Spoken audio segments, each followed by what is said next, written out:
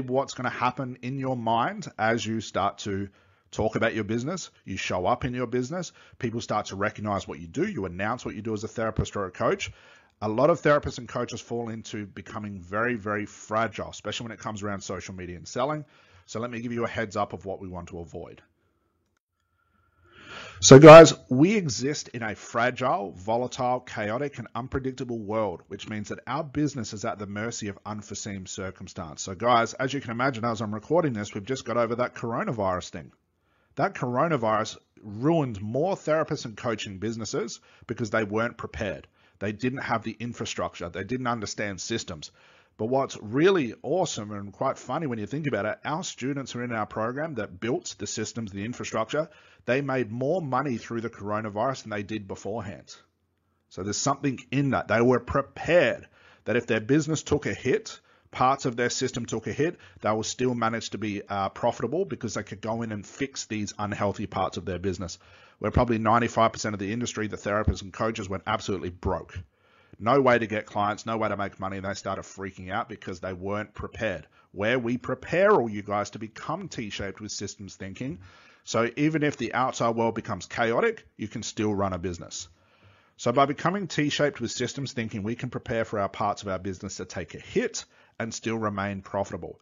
So the main part of what everyone took a hit with was, well, I get my clients by going to meetup events and going to do like business cards and business breakfasts and flyers.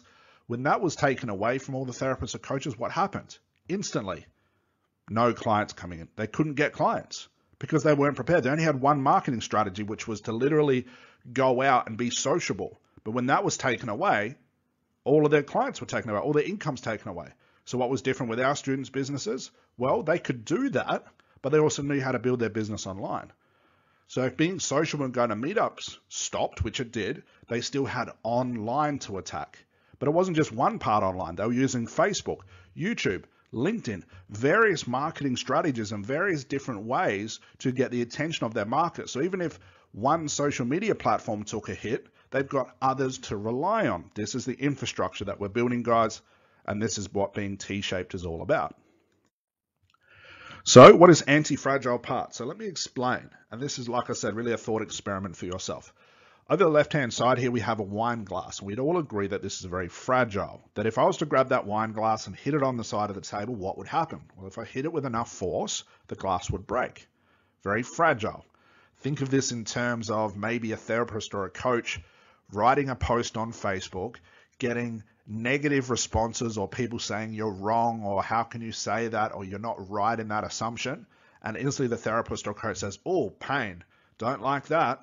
I don't like these negative comments. Nope, I'm never going to use Facebook again.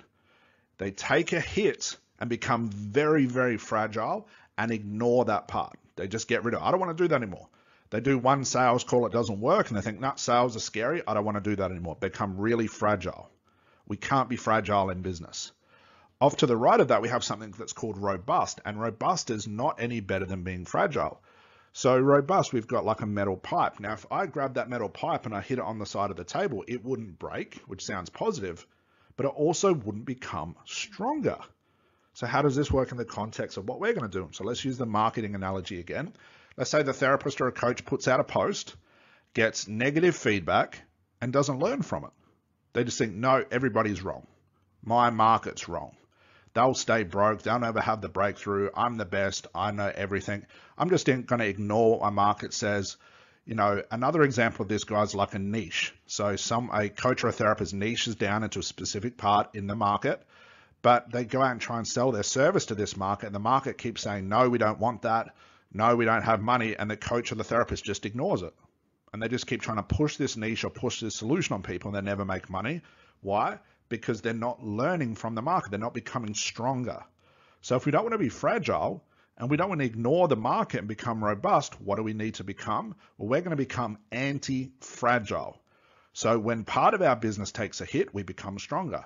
When we get negative feedback from the market, we become stronger. We get positive feedback from the market, we get stronger. We are learning from our market day in and day out to make our system more efficient and ourselves more efficient. So like I said, becoming T-shaped. So the therapist or a coach on the left-hand side, proficient at one task treating clients. Well, what if their clientele takes a hit, like I mentioned before, with this coronavirus or other things, chaotic things that happen in the world? Well, if their sole focus is just on being a therapist or a client, what if the clients stop coming in? What do? Well, they don't know marketing, they don't know sales, they don't know automation, they don't know efficiency, they don't know scaling, they don't know systems. And they just look at their business and say, well, it's failing. I don't know what to do. I have to go get a 9-to-5 job.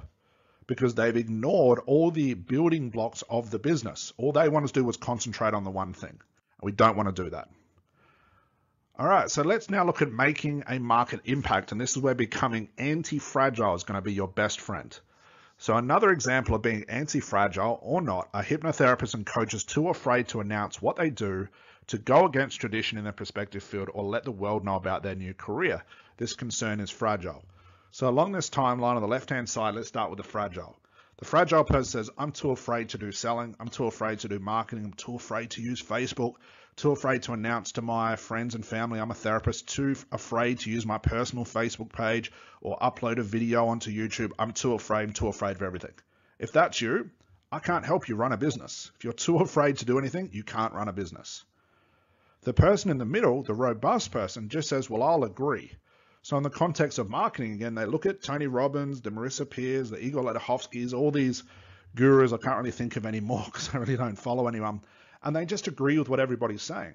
And their marketing just becomes regurgitation of what everybody else is saying. And quite frankly, potential clients are sick of hearing the same old message, the same old cries over and over again. So if you're just going to agree with everybody, how are you going to stand out? One of the reasons why most therapists and coaches just agree with what everybody else is saying, regurgitate old information, is because they're too fragile to go against their prospective field. They're too fragile that if I put a post out there that it might polarize their audience. But you have to polarize your audience. The only way you guys are going to stand out in this market is you're going to be marketing and saying things that'll go against what people recognize. They'll go against what people agree with. And it's okay to piss people off. It's okay to prod people's pain. You can't run a therapy or business with all these happy thinking and this positive thoughts and high fives and everything will be okay in your life. You think positive. Stuff doesn't work. This is not a business. We are going to learn to go against being fragile and robust. We're going to become anti-fragile. You're going to make the announcement that you'll be telling the truth, no matter what. If you have to tell clients that it's going to be hard to change, you've got to tell them this stuff. If you have to let clients know that, hey, you don't have to have anxiety, you don't have to use medication to overcome anxiety, that might go against the whole medical field, but so what? If it's the truth, your clients need to hear this stuff. So anti-fragile is a mix of good and bad. Realize that some people are going to love you, some people are going to hate you, but this is how businesses are. We are going to polarize your audience. You're going to have raving fans, and you're also going to have a high level of pissed off people as well, but that is fine. It can't be all nice. It can't be this positive thinking with everything, because that's not the answer to everything.